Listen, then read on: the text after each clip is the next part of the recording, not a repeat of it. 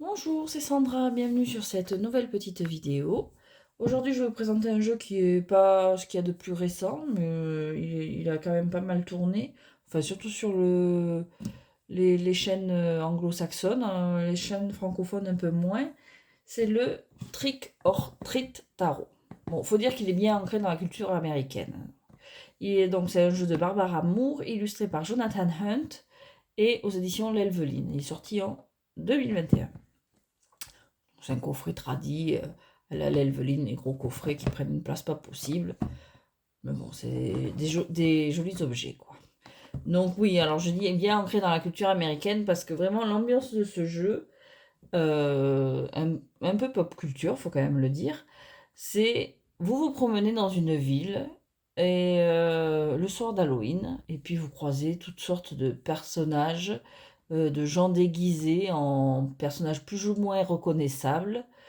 Et on n'est pas trop sûr, mais au détour d'un chemin, vous n'êtes pas à l'abri que le zombie qui va croiser votre route cherche pas effectivement à vous manger le cerveau. Parce qu'il y a quand même des images où on se demande si c'est vraiment des gens déguisés ou s'il n'y a pas des créatures qui ont profité de la soirée pour sortir de leur coin sombre.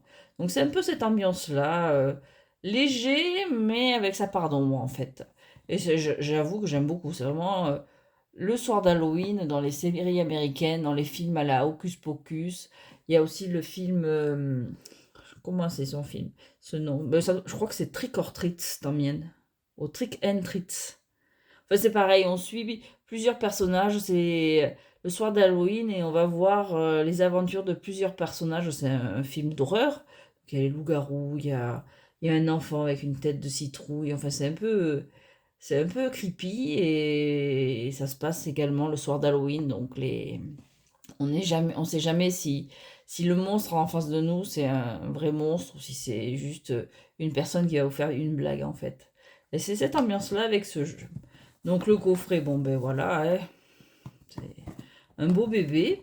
Il est décoré à l'intérieur, c'est toujours un petit plaisir. Voilà. Je vais enlever le jeu avec son petit ruban. On a Elvira en fond. Enfin, une personne déguisée en Elvira. Le guidebook, c'est un joli guidebook comme on a l'habitude avec Barbara Moore, donc tout en couleur. Alors il faut faire attention de ne pas trop l'ouvrir pour le lire parce que la couverture a tendance à se décoller et j'aurais tendance à penser qu'à la longue les pages pourraient se décoller également. Donc il est entièrement illustré, voilà, chaque page est en grande page, ça c'est toujours sympa d'avoir pour les détails et tout.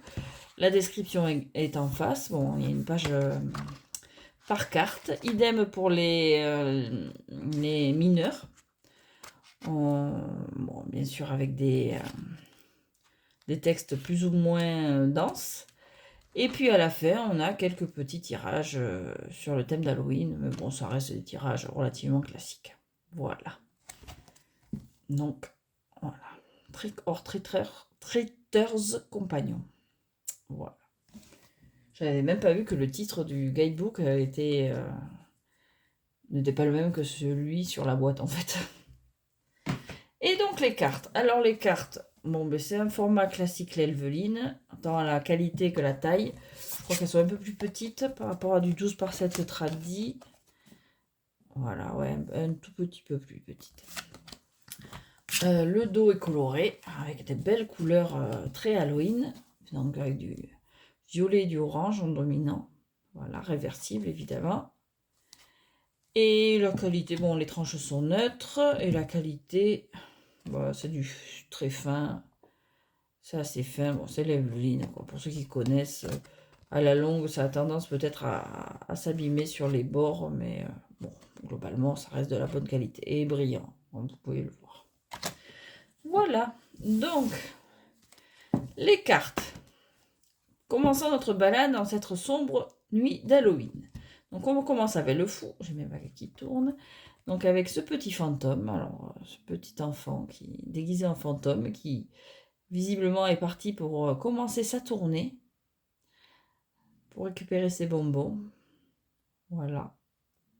Fait un peu peine parce qu'il est tout seul, son panier à moitié cassé. Bon, Mais bon, on espère que sa soirée va bien se passer et qu'il ne fera pas de mauvaises rencontres. On a le magicien, qui n'a pas l'air commode. Il a l'air un peu machiavélique, ce magicien. Je ne sais pas si c'est bien net. Voilà. La cartomancienne pour la grande prêtresse. On retrouve notre petit fantôme qui est déjà en mode plus fun avec sa casquette, ses lunettes, sa citrouille commence à être bien remplie. On a une maman kangourou. Voilà, c'est vraiment l'ambiance. Pour l'empereur, on a un cavalier sans tête. Alors on voit que c'est des gens déguisés parce que là on voit derrière qu'il y a un homme qui s'est mis une espèce de cagoule noire pour camoufler son visage.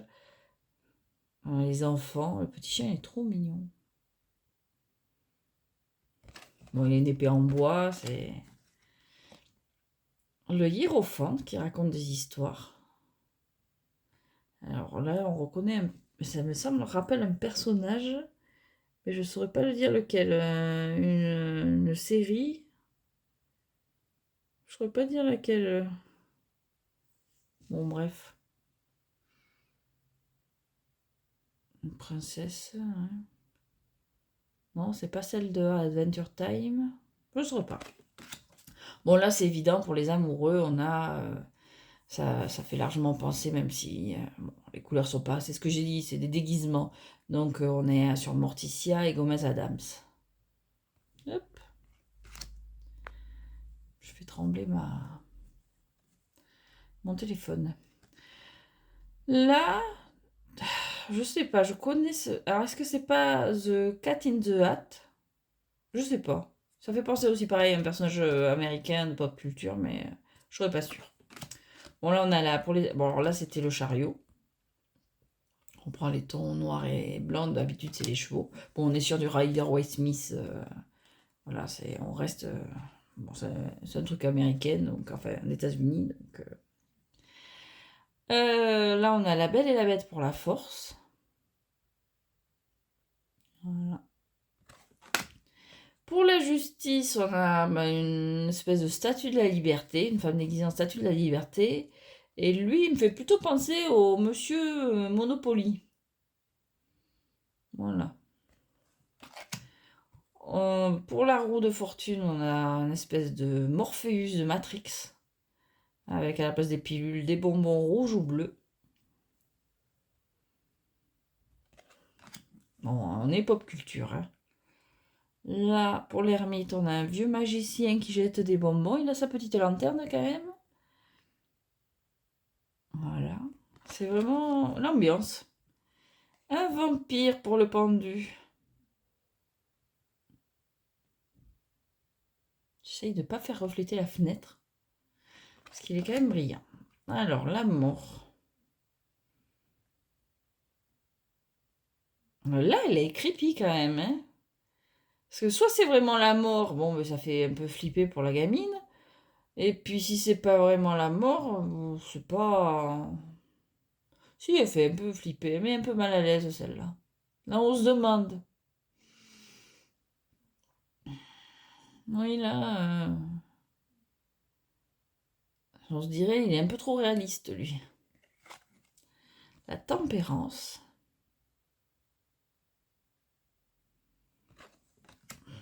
Le diable. Enfin, la diablesse, plutôt.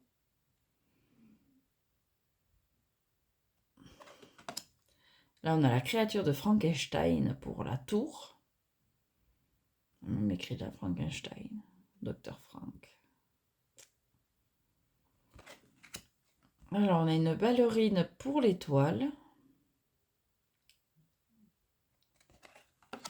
Là, la lune, est-ce que c'est une prêtresse Inca ou quelque chose dans le genre? Je ne sais pas, je suis pas une pro du sujet, mais ça me fait penser à ça un petit peu.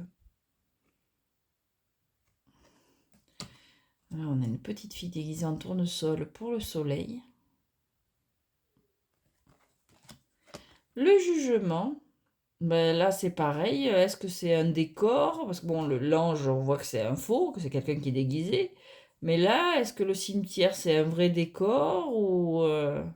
Ben là, on a J. Hunt comme Jonathan Hunt sur la tombe. Les mains qui sortent, on ne sait pas. Et on retrouve notre petit fantôme qui a passé visiblement une très bonne soirée, avec sa citrouille bien garnie, qui a l'air super content. Allez, on passe au bâton. Hop, donc les bâtons. Voilà, l'as de bâton, tradit. Le 2. Alors là, déjà, c'est assez... Là, déjà, on se demande si c'est vraiment un déguisement ou pas. C'est quand même bien glauque.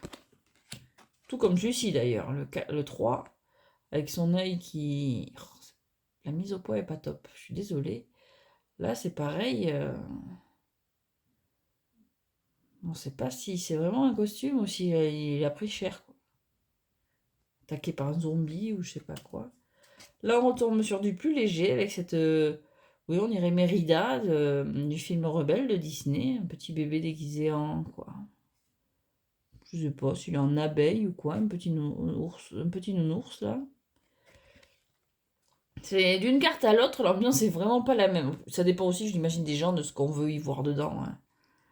Là, les enfants qui se battent pour la piñata. Pour le 5. Le 6, avec ce chevalier. On a une espèce de Dumbledore en fond, là. Le 7 avec la momie. Le 8 avec cette chauve-souris. Le 9, là, on est sur du Star Wars.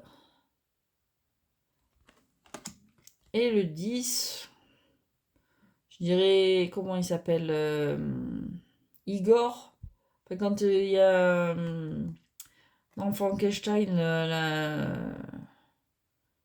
le servant du docteur, ou il me semble qu'il y a un Igor dans l'histoire, non? Enfin, souvent on représente, quand il y a un savant fou, un Igor qui prête main forte, qui fait le larbin, quoi. Alors, le page, on a une espèce de dragon.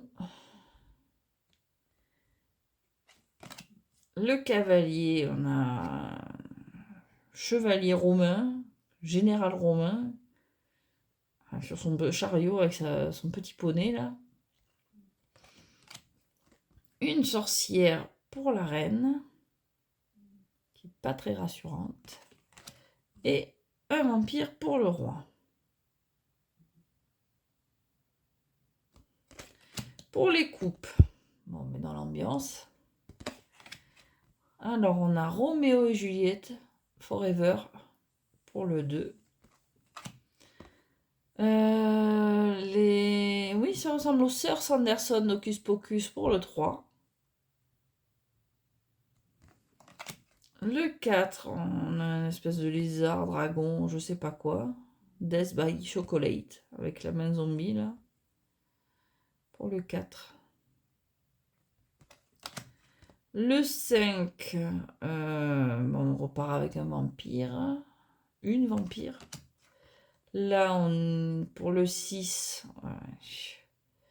on est... Ouais, non, j'aime pas les clowns, je suis vraiment pas fan des clowns. Là, on est sur une espèce de joker.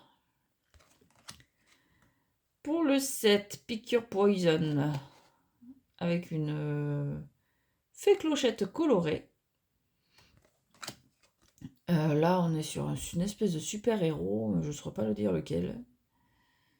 Bien kitsch, avec le 8 de coupe. La petite sirène pour le 9 de coupe. Et pour le 10 de coupe, on a le magicien d'Oz. Voilà. Alors, le page avec une espèce de méduse. C'est assez varié les déguisements. Un chevalier pour le cavalier. À mon avis, il boit pas du jus de pomme, hein. Pour la reine, on a une espèce de reine zombie.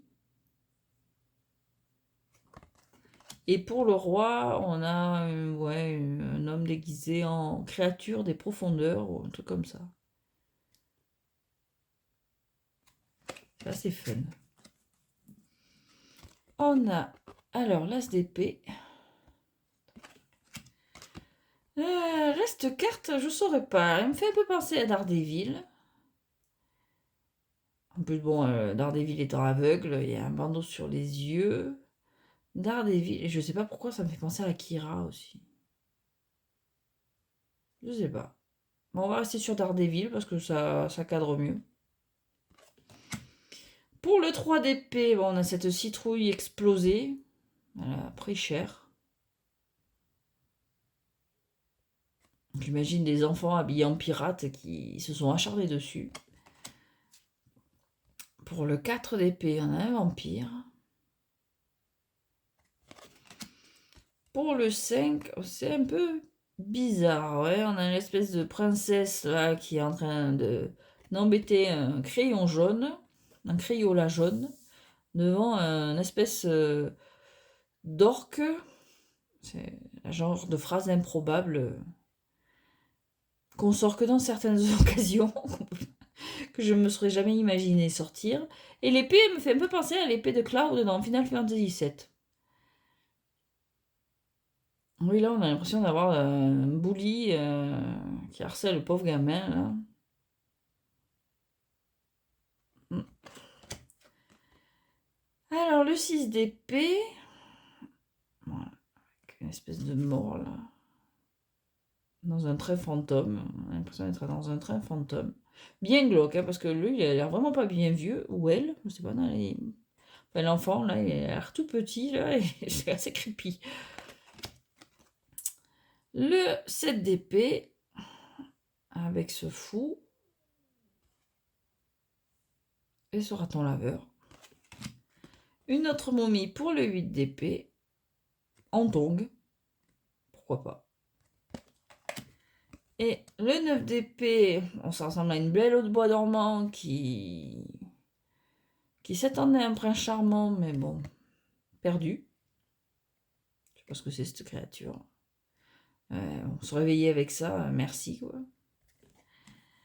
Là, on a un enfant déguisé en... C'est comment comment il s'appelle? Docteur Facilier... Baron Samedi ou un truc comme ça. Comme Docteur Facilier dans La Princesse de la Grenouille, là. Je connais pas. Bon, vu qu'il est avec une poupée vaudou, ça a l'air d'être dans ce style-là. Là, j'ai pas la ref. Un petit côté steampunk. J'ai pas trop la ref. Ça fait un peu penser à Dark Crystal, mais je saurais même pas dire pourquoi en fait. Pour le... Alors ça c'était le page d'épée.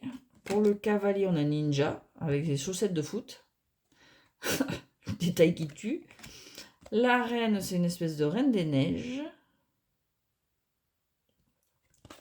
Et le roi, on a un mix entre Nazgûl du Seigneur des Anneaux et l'assassin dans Scream, j'ai l'impression. C'est ça que ça me fait penser. Et enfin, alors les pentacles, c'est des... Ça a l'air... Ah non, c'est peut-être pas des citrouilles, non, sur tous. Bon. Alors, on a... Bah là, c'est... Oui. Le 2. Voilà. J'imagine bien une maman en train de jongler avec deux seaux de bonbons en essayant de calculer qui est exactement le même nombre de bonbons pour l'un comme pour l'autre, sinon ça va finir en crise. Bon, par contre, l'espèce de chat noir, là, de personne déguisée en chat noir, là, je sais pas ce que c'est. Là, on a, pour le 3, on a 3... Oui, ils ont pas l'air très rassurants. On a une sorcière, un vampire, une espèce de fée en train de faire un épouvantail. J'aime bien cette carte, j'aime bien les couleurs. On a vraiment de jolies couleurs. Là, bon, ben là, on a vraiment le docteur Facilier du La Princesse et la Grenouille. Là, c'est habillé exactement pareil. Pour le 4 de Pentacle. Bon, avec son petit... C'est quoi, c'est un chihuahua, c'est quoi? C'est vraiment la même dégaine. Le 5 de pentacle. Voilà, on a la neige, les deux enfants avec leur sac vide. Dans cette maison, c'est éteint en bas. Donc visiblement, c'est pas là qu'ils vont remplir leur sac. Le 6 de pentacle. Le 6 de pentacle, il fait un peu flipper, je trouve. Cette lumière rouge, Bon, c'est pas le côté positif du 6 de pentacle, parce que on a déjà celui qui est en position de générosité, entre guillemets, il fait flipper, même pas en rêve, même pas avec un bâton, j'y touche à son seau, là. Non mais, j'ai pas envie de savoir ce qu'il y a dedans. Là, il y a le gamin qui est à baffer parce qu'il a l'air de se moquer du deuxième. On sait pas trop ce qui se passe, parce que lui, il en a et pas l'autre. Non, celui-là, je passe mon chemin, là, hein. Bon, pour le 7 de pentacle, on a, je sais pas, une espèce d'Elvis. Pour le 8, on a Cruella, évidemment.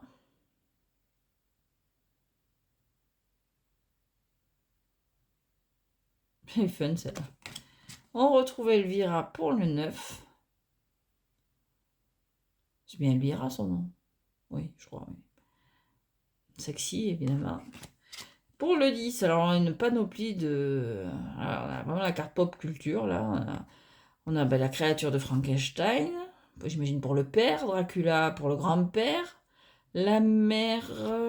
je sais pas qui c'est cette personnage.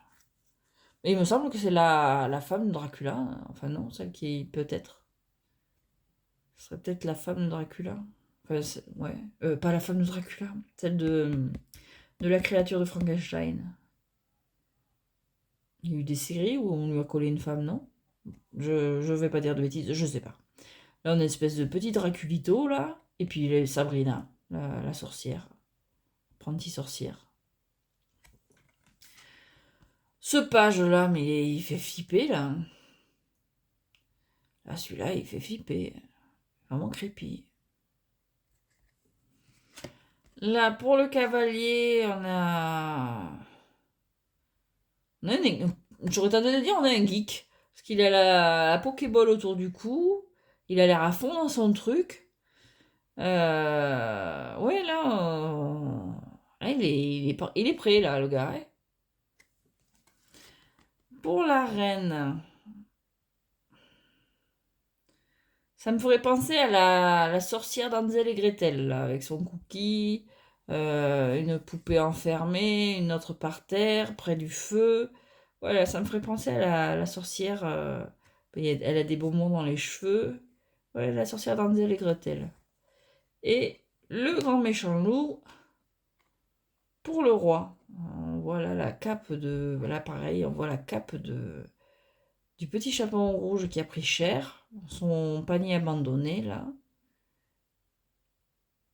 Ouais, je verrais bien le grand méchant loup après avoir bouffé tout le monde, là, et tranquille. Il est bien là. Voilà. Donc c'était une balade assez fun avec ce jeu. Bon, il y a des cartes, oui, clairement. Pour moi, c'est pas des personnes déguisées, faut, faut se méfier sérieusement des apparences. Donc, c'est pas un jeu 100% positif. Tout le monde il est beau, tout le monde il est joli. C'est vraiment un jeu super sympa, pop culture. Donc, vu que j'adore les jeux pop culture, il trouve complètement sa place dans ma collection. Et puis, bon, mais la qualité des cartes, la qualité de l'Elveline, comme on la connaît. Bon, qui glisse, elle glisse beaucoup. Ouais, ça glisse pas mal.